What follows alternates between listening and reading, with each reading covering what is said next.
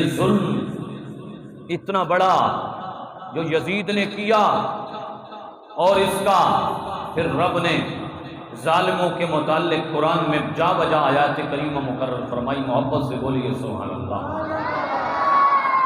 ان الذين يأكلون اموال اليتامى ظلما انما يأكلون في بطونهم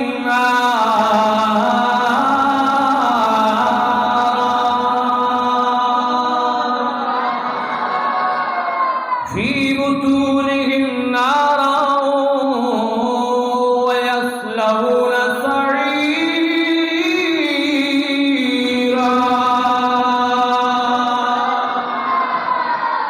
چوتھا پارہ ہے، سورۃ النساء ہے، آیت نمبر 10 ہے۔ میرے رب ظالموں کے متعلق ارشاد فرماتا ہے جن لوگوں نے یتیموں کا مال ظلماً کھایا، جن لوگوں نے یتیموں کا مال ظلماً کھایا، وہ سکینہ کا مال جو خیموں سے چرایا گیا، ان کا مال جو یزیدیوں نے چرایا، فرمایا ظلماً چرایا، انما یأکلون فی بطونہم نارا،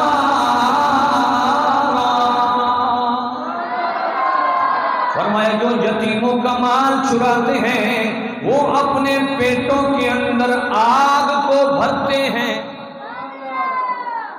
وہ اپنے پیٹوں کے اندر آگ کو بھرتے ہیں۔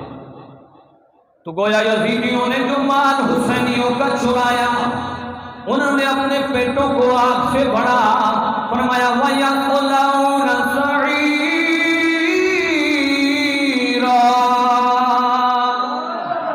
فرمایا ان کا ٹھکانہ عنقریب برا ٹھکانہ ہے۔ ظالم جو ظلم کرے اس کا ظلم اپنی ذات تک محدود نہیں رہتا، قبر تک محدود نہیں رہتا، بلکہ قیامت تک محدود نہیں رہتا، بلکہ پل صراط تک بھی جائے گا۔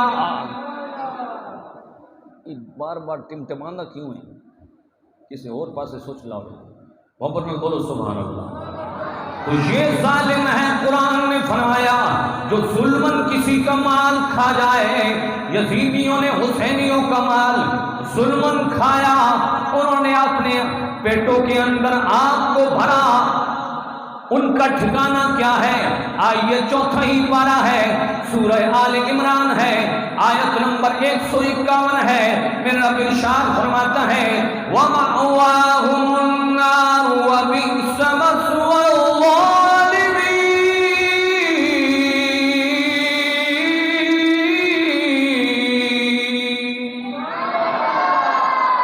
فرمایا ان کا ٹھکانہ جہنم ہے جنہوں نے ظلم کیا، وَبِئْسَ مَثْوَى الظَّالِمِينَ، فرمایا ظالموں کا برا ٹھکانہ وہی جہنم ہے جنہوں نے دنیا میں ظلم کیا، ظلم کی داستان رقم کی، فرمایا ان کا ٹھکانہ رب نے جہنم بنایا ہے۔ دو آیت کریمہ کہ قرآن کہتا ہے جس نے ظلم کیا اس نے ایک تو اپنی پیٹ کے اندر آگ کو بھرا، اور دوسرا فرمایا ان کا ٹھکانہ جہنم ہوگا۔ محبت سے بولیے سبحان اللہ۔ آئیے، ظالموں کو کبھی کامیابی حاصل نہیں ہوگی، چاہے اس زمانے کے ہوں، چاہے آج کے زمانے کے ہوں، چاہے آئندہ زمانے کے ہوں۔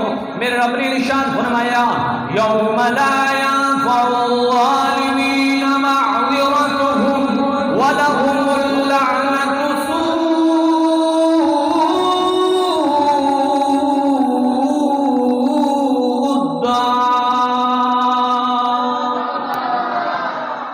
وَلَهُمُ اللَّعْنَةُ وَلَهُمْ سُوءُ الدَّارِ۔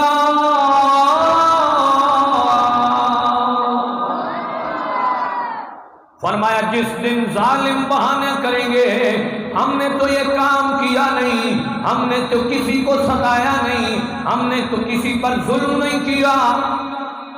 وہ مسلم بن عقبہ جب مدینہ پر اس نے چڑھائی کی ایک صحابی کو پکڑا گیا، اس کی ماں مسلم بن عقبہ کے پاس آئی، آ کے کہتی ہے میرے بیٹوں کو تمہاری سپاہیوں نے پکڑ لیا ہے، میں تیری منت سماجت کرتی ہوں، اسے چھوڑ دے۔ مسلم بن عقبہ کہتے ہیں بلاؤ اس کے بیٹوں کو۔ جب بلایا گیا، مسلم بن عقبہ نے ماں کے سامنے بیٹے کا گلا کاٹ کے سر ماں کے ہاتھ میں دیا اور کہا یہ غنیمت سمجھ کے تو زندہ ہے۔ جو بھی اور بیعت جو مدینہ والوں پر لے گئی، مورخ لکھتا ہے اس طریقے پر لے گئی کہ چاہے تمہیں یزید بیچے یا تم سے برا کام کروائے، تمہیں اس حال میں بیعت کرنی ہو۔ ایک شخص آیا، اس نے کہا میں بیعت کرتا ہوں لیکن میں نیکی پر بیعت کرتا ہوں، معصیت یعنی گناہ پر بیعت نہیں کرتا۔ مسلم بن عقبہ نے اسے لوگوں کے سامنے ذبح کر دیا۔ اس نے کہا ہماری بیعت نیکی پر نہیں، جو کام ہم کہیں گے تمہیں کرنا پڑے گا، اس حال میں ہم بیعت لیں۔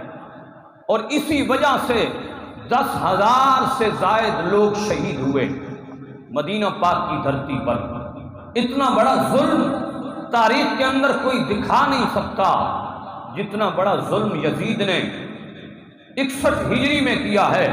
اب غور کیجئے، اور جب ظلم بڑھتا ہے تو مظلوم کی آہ آسمان کو چیرتی ہوئی لوح محفوظ پہ جا ٹکتی ہے۔ اور یاد رکھیے گا، مظلوم کی آہ اتنی بلند ہوتی ہے، اتنی باکمال ہوتی ہے کہ وہ رب کے عذاب کو بھی جھنجھوڑ دیتی ہے، اور چاہے ظالم میٹھی نیند کیوں نہ سویا ہوا ہو، لیکن مظلوم کی آہ اللہ کے عرش کو بھی ہلا دیتی ہے۔ یہی مظلوم کی آہ ہے، اور جب مظلوم آہ مارتا ہے تو رب مظلوم کی آہ پر بستیوں کی بستیاں الٹا دیتا ہے۔ آئیے قرآن محبت سے بولیے سبحان اللہ۔ 12واں پارہ سورہ ہود آیت نمبر 102 میں رب ارشاد فرماتا ہے وَكَذَلِكَ أَخْذُ رَبِّكَ إِذَا أَخَذَ الْقُرَىٰ وَهِيَ ظَالِمَةٌ إِنَّ أَخْذَهُ عَلِيمٌ شَدِيدٌ۔ فرمایا ایسے ہی پکڑے گا تمہارا رب تمہاری بستیوں کو جب تم ظلم کرو گے۔ فرمایا ظلم کا بدلہ کیا ہوگا؟ فرمایا تمہاری بستیوں کو رب پکڑ لے گا اور شدید عذاب